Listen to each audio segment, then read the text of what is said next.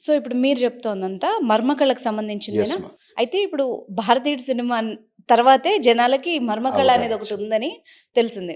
But ఇప్పుడు దాన్ని comedy చేస్తున్నాం గానీ, దాని వెనకంటే నేను చదివిన దాని ప్రకారం ఇప్పుడు మీరు చెప్తుంది సింక్ అవుతోంది. సో, ఎంత ఇంపార్టెన్స్ ఉండేది? ఎంత ఎఫెక్టివ్‌గా పనిచేసేదది? అవును మా. సీ మోస్ట్ ఎఫెక్టివ్ మా. హ్మ్. ఎందుకంటే ఇప్పటికి గూడా మనం ఎక్స్‌ట్రీమ్ సౌత్‌లోకెళ్తే తమిళనాడు, కేరళలో హ్మ్. ఇప్పటికి గూడా ఈ మర్మ చికిత్స అనేది అక్కడ సిద్ధ వైద్యంతో కలిపి వాళ్ళు చేస్తా ఉంటారు. ఓకే. సో, పారాలిసిస్‌కి కొన్ని రకాల కండరాల నొప్పులకు కానీ, వెన్నుపూస సమస్యలకు కానీ ఇప్పటికి కూడా సిద్ధ వైద్యం తీసుకుంటున్నారు. చూసారు గదా! ఈ మధ్య మనకి ఏమంటారు 'మహేష్ బాబు' గారు గూడా తనకి సివియర్‌గా మైగ్రేన్ అవును. హెడేక్ అది ఆయనే చెప్పారు. ఆయనే హ్మ్. సెల్ఫ్‌గా హ్మ్. చెప్పారు. సో, ఇదొక ప్రాచీన వైద్యం. మనం ఇప్పటికి కూడా ప్రిమిటివ్ ట్రీట్మెంట్ చేస్తున్న కొంతమంది ఉన్నారు. హ్మ్. ఆ ప్రిమిటివ్ స్టైల్‌లో చేస్తున్నోళ్ళున్నారు. ఓకే. సో, తనకి ఎన్నో ట్రీట్మెంట్స్ తీసుకున్నా తగ్గలేదు.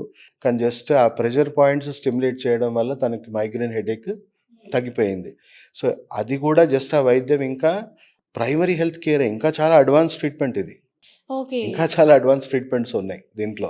ఆల్మోస్ట్ మీరు ఒక రకంగా చెప్పాలంటే ఇప్పుడున్న మోడర్న్ డేస్‌లో 90% సర్జరీస్ అవసరం లేవు. ఈ వైద్యాన్ని మనం ఇమ్మీడియేట్‌గా మనం ఇంప్లిమెంట్ చేయగలిగితే 90% సర్జరీస్ అవాయిడ్ చేయొచ్చు. ఈ అంటే వైద్యం అంత అదేంటి పవర్‌ఫుల్. మనమే ఇప్పుడు ప్రెజెంట్ మనమే గదా సైన్స్ డెవలప్ అయిందని జెప్పుకుంటాము.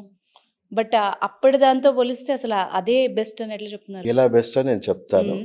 సో, ఎవల్యూషన్ ప్రాసెస్‌లో చెప్పాను గదా! సిద్ధ వైద్యంతో డెవలప్ అయింది, ఎవాల్వ్ అయింది. హ్మ్. అలా డెవలప్ అవుతూ మనం చూసుకుంటే బుద్ధిజం ఎరాలో మనం మాట్లాడుకుంటే హ్మ్. జీవక మహర్షి. జీవక అని ఒకప్పుడు చాలా ప్రాచీనమైన ఆయన వైద్యుడు. హ్మ్. బుద్ధుడికి కూడా ఆయన పర్సనల్‌గా వైద్యం ఇచ్చాడు.